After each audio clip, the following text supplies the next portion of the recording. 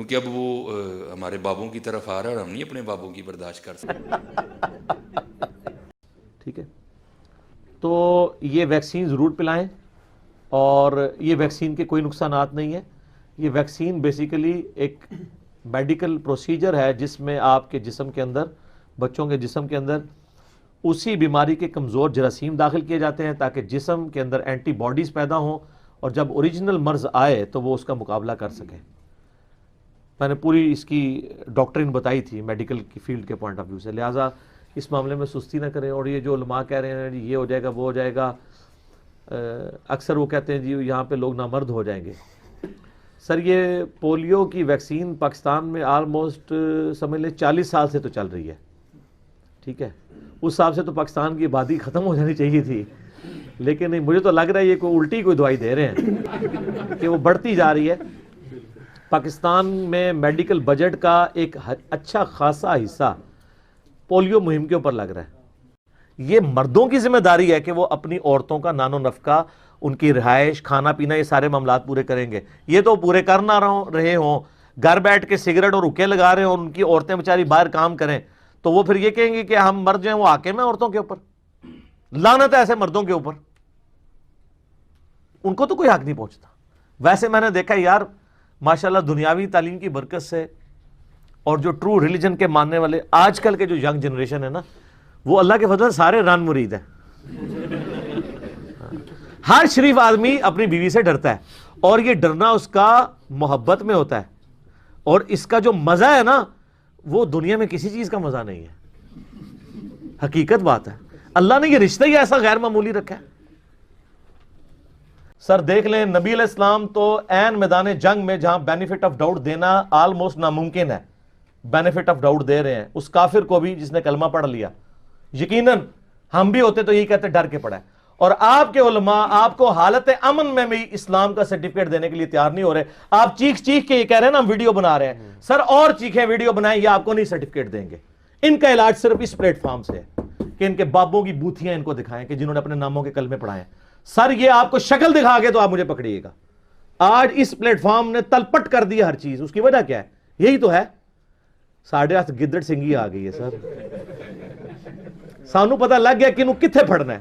وہ کل مجھے کسی نے پوسٹ دکھائی ہے میری تصویر کے ساتھ نا، اتنے سارے وہ پانے بنے ہوئے تھے، وہ جو پانے ہوتے ہیں نا ہر سائز کا، اور لکھا تھا کہ ہمارے انجینئر کو پتا ہے کہ کس کو کون سا پانا فٹ کرنا ہے. سر بالکل صحیح ہے، یہ حقیقت بات ہے. مجھے پتا ہے کہ میں نے بریلوی کو کیا فٹ کرنا ہے، دیوبندی کو، اہل حدیث کو، شیعہ کو. مجھے پتا ہے کہ کہاں پہ ان کو پکڑا جا سکتا ہے جس کی وجہ سے یہ کبھی جان نہیں چھڑا پائیں گے، کبھی نہیں. ورنہ تو یقین کریں یہ چڑھ دوڑے تھے. یہ جو اس وقت آپ کو ضرب عضب اور رد الفساد کی برکات نظر آ رہی ہیں نا، تو ان برکاتیں ہماری بھی علمی جد و جہد اور یہ روحانی فیض اس پلیٹ فارم کا ہے. ٹھیک ہے، یہ نور علی نور ہے الحمدللہ. کیونکہ اب ظاہر ہے کہ جب اس طرح علمی تطہیر ہوتی ہے نا تو وہ لانگ ٹرم ہوتی ہے. تلوار یا بندوق کے زور پہ آپ وقتی طور پہ فتنوں کو دبا سکتے ہیں، لیکن جو علمی تطہیر ہوتی ہے نا وہ پوری نیشن کو چینج کرتی ہے. ان میں سے ہر ایک کی خواہش ہے کہ وہ زندہ رکھا جائے اسے 1000 سال کے لیے. 1000 سال کی زندگی کی وہ تمنا رکھتا ہے. حالانکہ 1000 سال کس نے زندہ رہنا ہے؟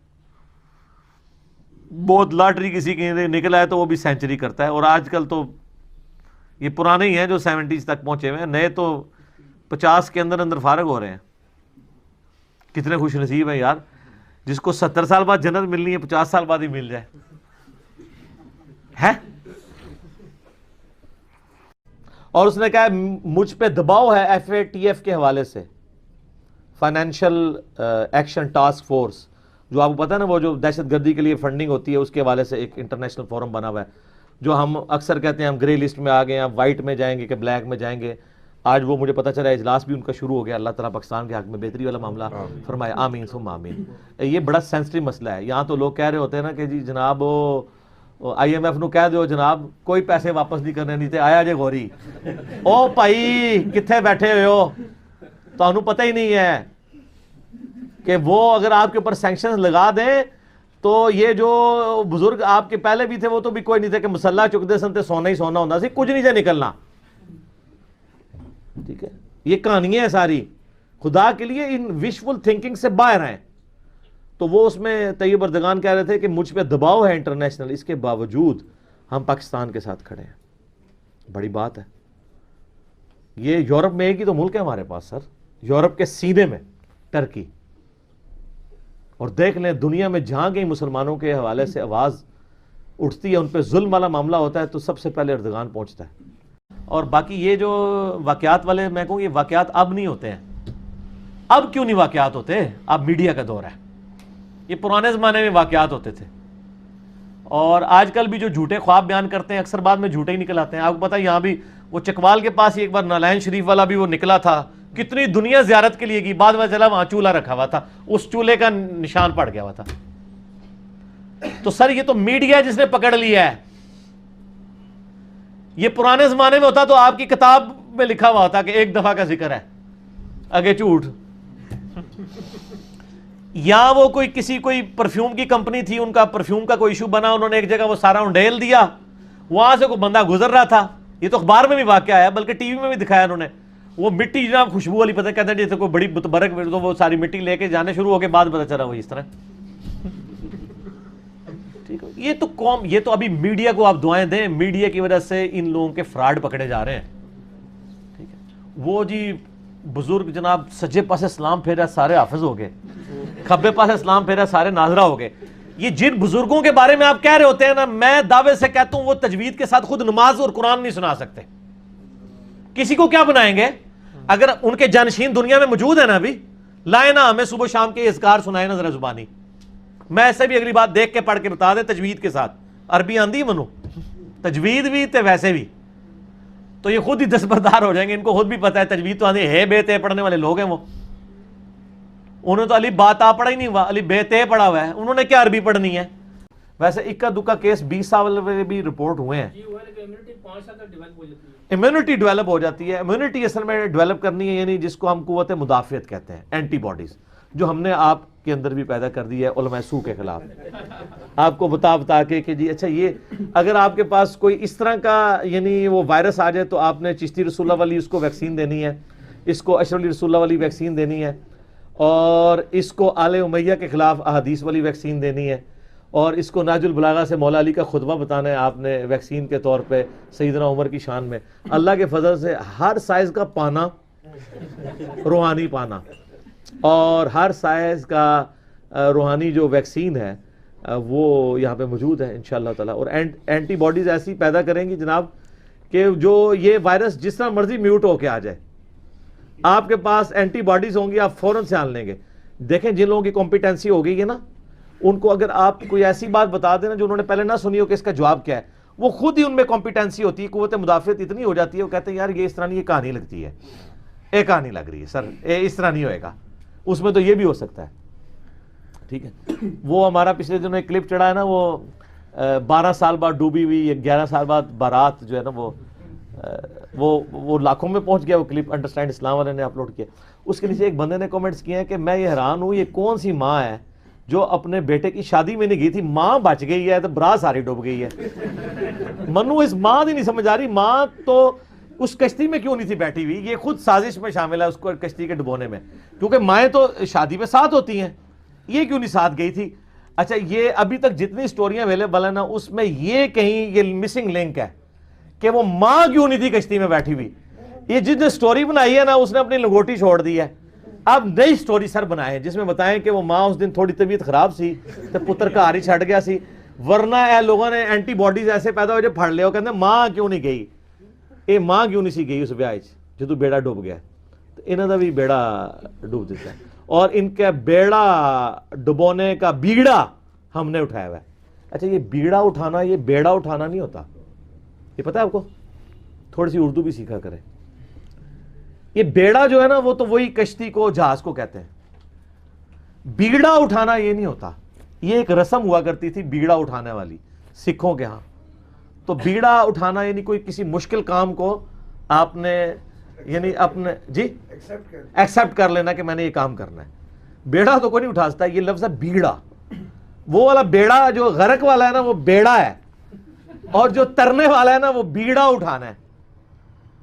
ٹھیک ہو گیا. باقی آپ خبر یار کے کلپس تھوڑے بہت دیکھ لیا کریں, اس میں اردو کافی ساری سکھائی ہوتی ہے انہوں نے, اردو والا پورشن, باقی تو پورشن میں نہیں اس کے ساتھ ایگری کرتا. تو سر پھر آپ لوگوں کی جھوٹی کہانیاں وہ سچی کہانیاں الوژن کی فارم میں بھی ہوں, ان کو دے کے ہم قرآن اور سنت کو کیسے غلط کر دیں. تو میں نے وہ جو دجال والی حدیث سنائی ہے صحیح مسلم کی, کہ قرب قیامت میں جب دجال نکلے گا تو ایک مؤمن کھڑا ہوگا, بخاری میں بھی ہے, مسلم میں ڈیٹیل ہے. وہ مؤمن دجال کے حواریوں کے پاس جائے گا, ساتھیوں کے پاس, کہے گا کہ میں اس سے ملنا چاہتا ہوں. وہ کہے گا ہم تجھے نہیں ملنے دیں گے, ہم تجھے سزا دیں گے. وہ کہے گا کہ بھئی تمہارے حضرت صاحب نے کہا ہوا ہے کہ جو بندہ ملنے ہے پہلے ملاقات کراؤ, اس کے بعد سزا دو. تم مجھے سزا دے لینا, میری ایک ملاقات تو حضرت صاحب سے کروا دو. وہ جائے گا تو اس کے ماتھے پہ لکھا ہوگا کافر, لیکن لکھا ہوگا ایبریویشنز میں, کاف, الف, فا اور را. کافر ڈائریکٹ نہیں لکھا ہوگا, ڈائریکٹ ہو تو سارے ہی پڑھ لیں. وہ جو چونکہ ایبریویشن میں لکھا ہوگا تو آپ لوگ پڑھ رہے ہوں گے کاف سے کشف, الف سے الہام, فا سے فیض اور را سے روحانیت. وہ کہیں گے نہیں بڑے پہنچے بزرگ نے, اور پھر وہ پونے پہنچے بزرگ بھی بن کے دسے گا. وہ کہے گا تو دجال ہے, وہ کہے گا میں سبزہ اگا رہا ہوں, آسمان سے بارش برسا رہا ہوں, میں تیرا رب ہوں. کہے گا نہیں, میرے نبی کی حدیث مجھے پہنچی ہے, تو دجال ہے. کتابی مسلم ہوگا, وہ باب بھی نہیں ہوگا. تو وہ اسے کہے گا میں تجھے قتل کروں گا. اسے قتل کر کے اس کے دو ٹکڑے کر کے دو ٹکڑوں کے درمیان چلے گا, اور صحیح مسلم کے الفاظ ہیں, پھر اسے وہ یوں اشارہ کر کے زندہ کر لے گا اور کہے گا دیکھ میں نے تجھے مار کے قتل کر کے پبلکلی زندہ کیا, اب تو مان لے کہ میں تیرا خدا ہوں. وہ کہے گا کہ تیرے اس عمل نے میرے ایمان میں اضافہ کیا, کیونکہ مجھے نبی علیہ السلام کی حدیث پہنچی تھی کہ وہ ایک مومن کو قتل کرے گا اور دوبارہ زندہ کرے گا, اور اس کے بعد اس کے قتل پر قادر نہیں ہوگا. اور واقعی جب اسے دوبارہ قتل کرنا شروع کرے گا, کرنے کے لیے کوشش کرے گا, تو اس کی جو جسم ہے وہ دھاتی ہو جائے گا, اکڑ جائے گا, اس کو نہیں کر سکے گا. تو پھر اسے اٹھا کے وہ آگ میں پھینکے گا, اور نبی علیہ السلام فرماتے ہیں وہ جنت میں جا کے نکلے گا, اور وہ اس زمانے کا سب سے بہترین شہید ہوگا. ٹھیک ہے جی. یہ شہید کون سا ہوگا؟ کہانی باز, آنسوؤں سے رونے والا. میرا حال ہے ادھر جتنے لوگ ہوں گے وہ مردے کو زندہ دیکھ کے آنسوؤں سے رونا شروع کر دیں گے, واہ حضرت صاحب کیا کمال کیا, کتنے سو پہلے انجینئر صاحب نے ساڑا بڑا مذاق اڑایا, تسی کتنے سو. تو انجینئر صاحب وہیں پہ ہوں گے, وہ جو حضرت صاحب ہوں گے نا وہ اسی ڈاکٹرن پہ عمل کر رہے ہوں گے جو ہم لے کے چل رہے ہیں. میں یہ نہیں کہہ رہا کہ میری ڈاکٹرن پہ, یہ میری ذاتی نہیں ہے, شروع سے ہے کتاب اللہ اور سنت, کتاب اللہ اور اہل بیت. ٹھیک ہے, تو ہمیں تو فخر ہے جی. اور میں آپ کو بتاؤں کتنا بڑا المیہ ہے کہ آپ کسی مسجد میں جا کے کہیں نا کہ میں بریلوی ہوں, وہ چاہے مسجد دیوبندیوں کی ہو, تو کہیں گے ہاں آپ بھی حنفی ہیں, ہماری کافی مشترکات ہیں, یہاں ماشاءاللہ کافی بریلویوں کی مسجدیں بھی ہیں, اور یہ وہ. اور آپ جا کے کہیں کہ جی میں مسلمان ہوں, اگلا آگے کہے گا تو پیر جا کے میں کافر ہوں. تو اگر کافر نہیں ہے تو تو بھی کہنا میں بھی مسلمان ہوں. تو اپنے آپ کو بریلوی دیوبندی اہل حدیث شیعہ لفظ کے ساتھ کیوں پکارتا ہے؟ او نہیں جی پیچھے تو ہوئی ہے نا, عارف ہے پیچھے ہی رہ گئی ہے. بابوں کو پکارتا ہے, کہتا ہے جی پیچھے تو اللہ ہی ہے نا, اللہ بھی پیچھے. اپنے بزرگوں کے پیچھے چلتا ہے, ہم کہتے ہیں نبی کے پیچھے چلو, کہتے ہیں جی پیچھے تو نبی علیہ السلام ہی نے, نبی نو ہی پیچھے, اللہ نو ہی پیچھے. پیچھے ہی جا کے آپ ہی ڈگ گئے ہو, اللہ کے بندے سامنے آؤ. تیسری مثال, آپ نے اکثر بریلوی اور دیوبندی بزرگان دین سے اور علماء کرام سے, میں بزرگان بے دین اور علماء کرائم کی بات نہیں کر رہا, بزرگان دین اور علماء کرام سے یہ اکثر سنا ہوگا کہ جی بزرگ روحانی طور پر دیکھے گئے ہیں جی, ہوتے ادھر ہیں, کبھی مدینہ شریف حاضری میں پہنچے ہوتے ہیں, کبھی وہ مکہ شریف پہنچے ہوتے ہیں, نماز میں غیر حاضر ہوں تو وہ کہتے ہیں جی نماز روحانی طور پہ وہاں ادا کی. اور یہ سب جگہ کہاں رہی ہیں, کہیں دعوت اسلامی کی بہاروں کے نام سے ہے اور کہیں تبلیغی جماعت کی کارگزاری کے نام سے. یہ ہر جگہ جاری ہے. کہتے ہیں جی وہ بزرگ ادھر تھے تو ہے ادھر تھے, روحانی طور پہ ان کو وہاں دیکھا گیا, انہوں نے وہاں نماز پڑھی. یہ ہے بابوں نے جو آپ کو بتایا. اور سر صحیح مسلم میں حدیث ہے, نبی علیہ السلام ایک چوراہے سے گزرے تو بنو سلمہ وہاں کھڑے تھے. نبی علیہ السلام نے پوچھا تم لوگ یہاں کیوں کھڑے ہو؟ ان کا یا رسول اللہ ہم بڑی دور سے اپنے گاؤں سے مسجد نبوی میں آپ کے پیچھے نماز کے لیے آتے ہیں, تو تھک جاتے ہیں, بڑی مشکل سے پہنچ پاتے ہیں, جماعت پکڑنے میں مشکل ہوتی ہے. تو ہم نے ارادہ کیا ہے کہ ہم مدینہ شریف شہر کے اندر ہی شفٹ ہو جاتے ہیں تاکہ آسانی سے آپ کے پیچھے نماز پڑھ لیں. تو نبی علیہ السلام نے فرمایا تم جتنے قدم چل کے آتے ہو ہر قدم کے عوض تمہارے لیے نیکی لکھی جاتی ہے. یار صحابہ کرام کیا لوگ تھے یار, کوئی آرگومنٹ ہی نہیں کیا. کہا یا رسول اللہ ٹھیک ہے ادھر ہی رہیں گے. کسی نے نہیں کہا یا رسول اللہ تھک جائیں گے, یہ نیکیوں کے لیے کتنے حریص. اور کسی نے یہ بھی نہیں کہا کہ حضور ہمارے قدموں کی خاک سے جو خاک اڑتی ہے, ہمارے گھوڑے کے قدموں کے سم سے جو خاک اڑتی ہے, وہ جب گھوڑے کے نتھنے میں بیٹھے تو اس کے برابر بھی کوئی امت کا ولی غوث قطب ابدال نہیں ہو سکتا. تو ہمارے بعد تو بزرگان دین ہواؤں میں اڑ اڑ کے مکے اور مدینے نمازیں پڑھیں گے. تو یا رسول اللہ ٹھیک ہے ہم شفٹ نہیں ہوتے, ہم اڑ کے آ جایا کریں گے. اس زمانے میں کوئی نہیں اڑتا تھا, آج بھی کوئی نہیں اڑ سکتا میرے بھائی, کہانی ہے سب. اگر کسی کو زوم ہے نا اڑ سکتا ہے, تو سارے بزرگان دین اکٹھا کہتے ہیں دنیا اولیاء اللہ سے خالی نہیں ہے, ایک ولی لے آؤ نا سر, منار پاکستان پہ چڑھاتے ہیں. لیکن ہمیں تو یقین ہے کہ وہ شہادت کے رتبے پہ پہنچیں گے. انگریز کا پیراشوٹ اس کو باندھ دیں گے, وہ چھلانگ لگائے, اڑ کے بتائے. اور جب ویسے تو وہ پہلے ہی توبہ کر لے گا, اور اگر وہ چھلانگ لگائی دے شہید ہونے کے لیے تو مرنے سے پہلے ایک بٹن دبائے, اس کے بعد زمین پہ لینڈ کرتے ہی نہ اناؤنسمنٹ کرے, نہ میں وابی نہ میں بابی, میں ہوں مسلم علمی کتابی. سر پھر یہی ہونا چاہیے نا, کہانیاں کرائی سی ہوں توبہ بھی کرنا. اور پھر وہ اپنے مریدوں کو بھی کہے کہ مرنے سے پہلے اے مریدو کر لو اس پہ غور, میرا خدا اور تھا اور کتابوں کا خدا اور, اب میں کتابوں کے خدا کو ماننا شروع ہو گیا ہوں. سر یہ چھوڑ دیں, جن کو اپنے بزرگوں پہ مان ہے نا, ان کے ساتھ آپ جہاز میں فلائٹ لیں, سارے مرید کٹھے ہوں, بڑے بڑے امیر مرید ہوتے ہیں نا, کاکپٹ سے صرف پائلٹ کو نکال کے نا پیچھے لیں اور کسی ولی اللہ کو بٹھا دیں کاکپٹ میں, وہ یہ جہاز لینڈ نہیں کرا سکتا. اڑنا تو بڑی دور کی بات ہے, اس دنیا میں نہیں لینڈ کرے گا, آخرت کی زندگی میں. لیکن فائدہ کوئی نہیں نا سر, لینڈ ہوئے گا انشاءاللہ. ظاہر ہے لینڈ تو انہیں کرنا ہے جو فیول مکڑا ہے. وہ لادہ بات ہے کہ آپ لوگ جو ہے وہ پھونک مار کے بغیر پیٹرول کے گاڑیاں چلاتے ہیں, لیکن جہاز نہیں اڑتا بغیر پیٹرول دے. سب کہانیاں اتنی کہانیاں. اور لوگ جناب, وہ جی جناب نکاح ماری لوہے محفوظ پڑھ لیا, تھلے ویکھیا 7 زمینہ کراس, تیل بھی کراس. وہ سر ایڈون نے دریافت کیتا آ کے 200-250 سال پہلے پنسلوینیا. تو کیا کرتے رہے ہیں, تیل کیوں کراس, ہر بزرگ کو ہی تیل کراس ہو گیا. سر نہیں, دنیا بقدر ایفرٹ ہے, جو ایفرٹ پٹ کرے گا اسے رزلٹ ملے گا. تو اسی طرح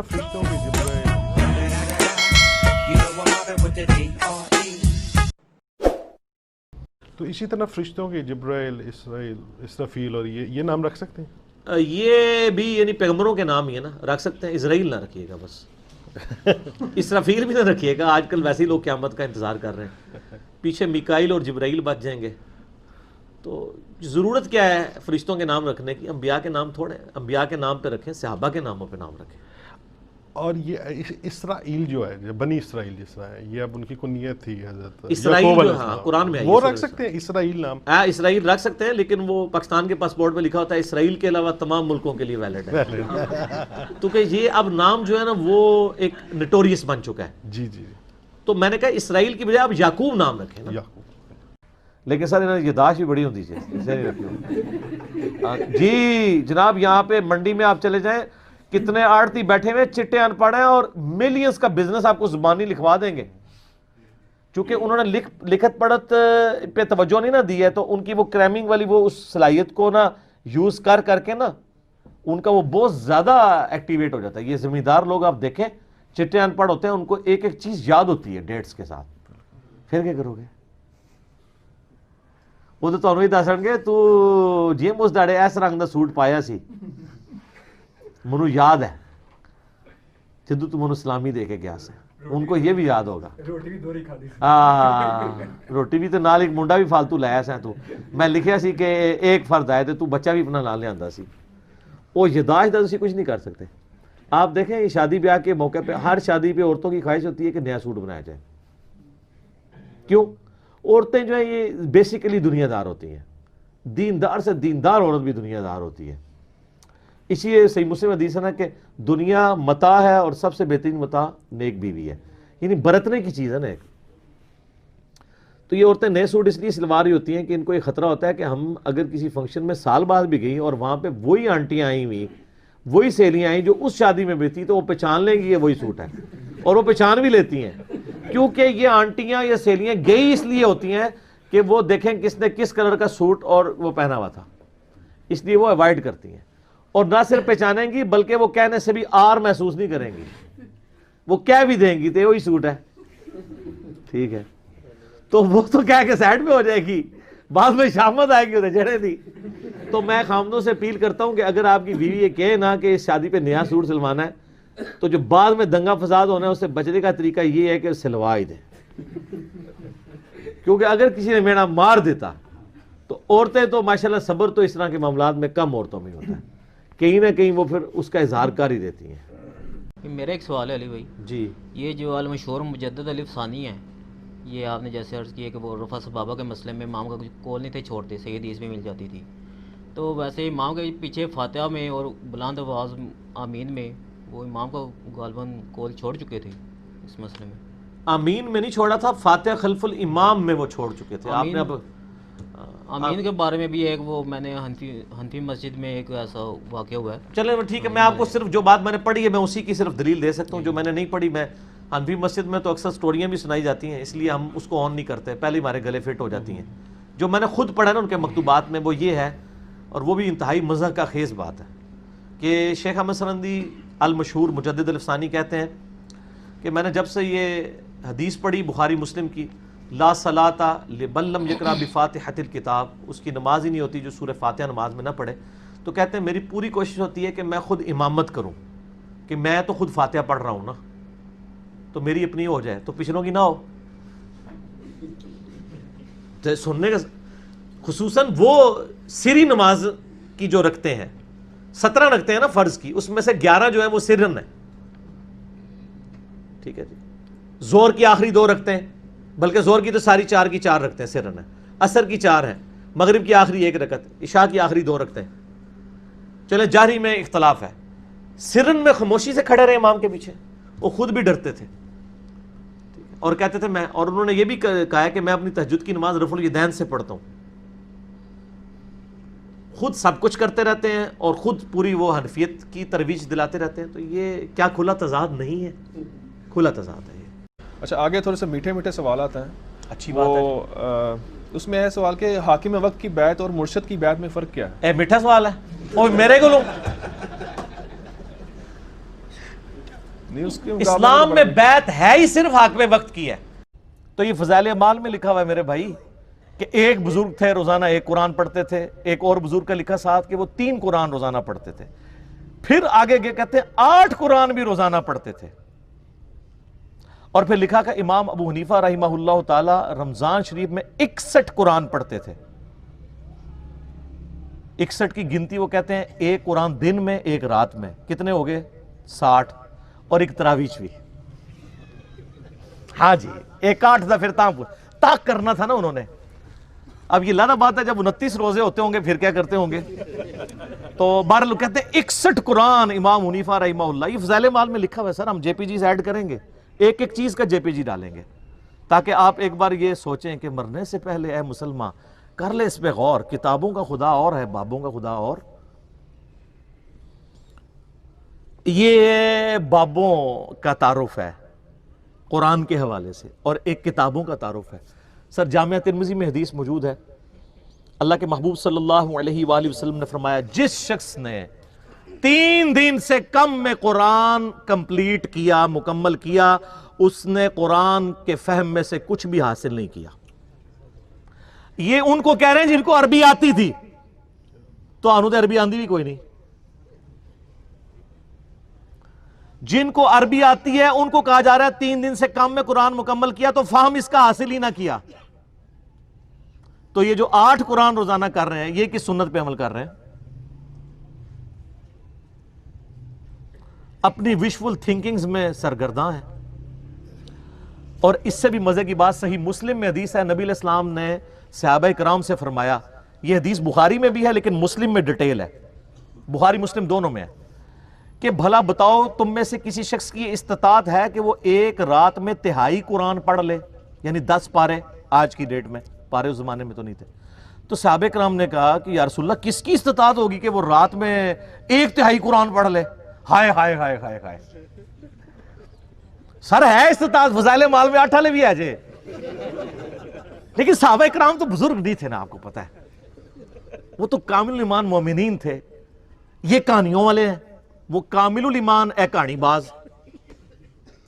تو صحابہ نے کہا یا رسول اللہ کسی کی استطاعت نہیں. تو آپ نے فرمایا کہ سورۃ الاخلاص پڑھ لو, یہ 1/3 قرآن کے برابر ہے, 1/3 قرآن کے برابر ہے.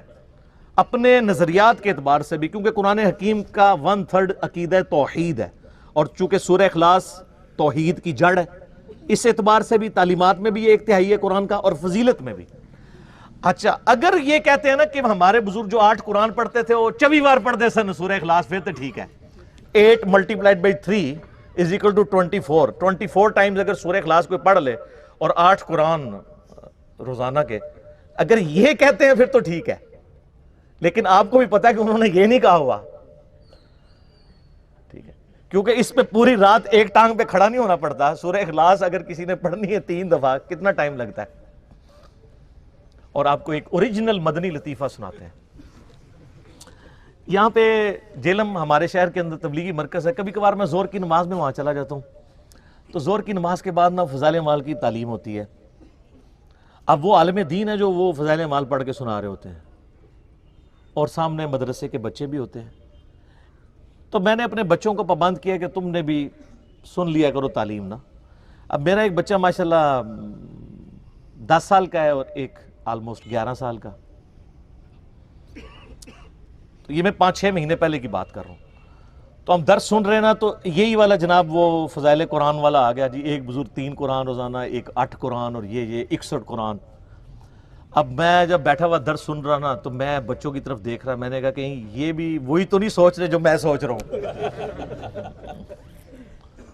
تو خیر بعد میں ہم جب موٹر بائک پہ بیٹھے, میں گھر آنے لگا, تو میرا بچہ مجھے کہتا ہے, احمد کہتا ہے بابا یہ باقی باتیں تو ٹھیک تھی, ایک بندہ روزانہ 3-8 قرآن کیسے پڑھ سکتا ہے؟ تو میں نے کہا بیٹا یہ کہانی تھی, اس کو چھوڑ دو, باقی باتیں لے لو. لیکن میں یہ سوچ رہا تھا کہ 80 لوگ اس عمر ٹگے سا ڈنگر, کیونکہ ہماری تربیت نہیں ہوئی تھی.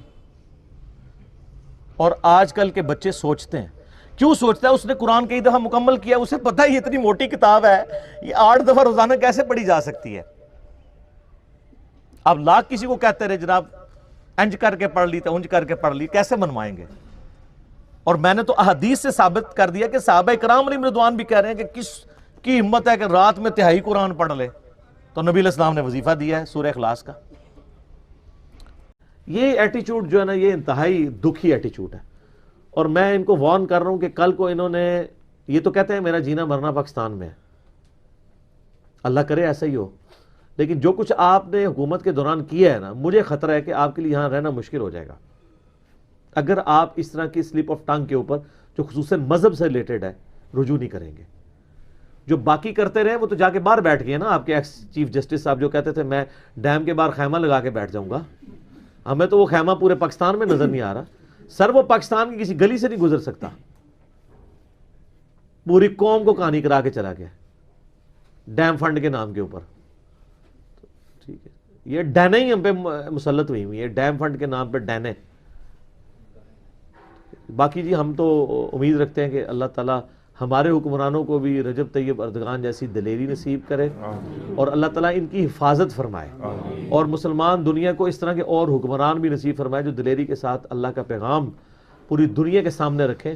اور یہ جو عمران خان صاحب سے وعدہ لیا ہوا ہے نا انہوں نے آپس میں, تینوں نے, مہاتیر محمد نے اور عمران خان نے اور اردگان صاحب نے, کہ ہم نے ایک ٹی وی چینل بنانا ہے جو BBC اور CNN کے مقابلے پہ ہوگا, مسلمانوں کا پوائنٹ آف ویو رکھے گا. حالانکہ آلریڈی ایک کام الجزیرہ والے کر رہے ہیں, لیکن اس سے بہتر طریقے سے ہو سکتا ہے اگر یہ تینوں حکمران مل کے اس طرح کے معاملات کو لے کے چلیں. تو وہ ٹی وی چینل ہم انتظار میں ہیں، یہ نہ ہو کہ یہ ٹی وی چینل کا اشر بھی ڈیم فنڈ والا ہی ہو، ٹھیک ہے، یہ کہانی چلتی رہے. اور ڈیم فنڈ کے ابھی تک اشتہارات بینکوں کے باہر لگے ہیں. میں جس بینک میں جاتا ہوں میں کہنا یار اینو لاؤ، کہتے ہیں سر جی بڑا سختی نال آرڈر ہے نہیں لانا، یعنی بڑی سختی سے آرڈر ہے کہ کہانی کرا کے رکھنی ہے. ساڈا مولوی بھی کہانی کراندا ہے، ساڈا پولیٹیشین بھی کہانی کراندا ہے، سب کہانی باز، اور ساڈی عوام بھی کہانی کراندی ہے. عوام بھی کہانی باز ہے، عوام بھی ہر جگہ پہ جدھر جس کا دا لگتا ہے وہ کرتا ہے. اللہ تعالیٰ ہماری اصلاح فرمائے، آمین ثم آمین. You know I'm mobbing with the D.R.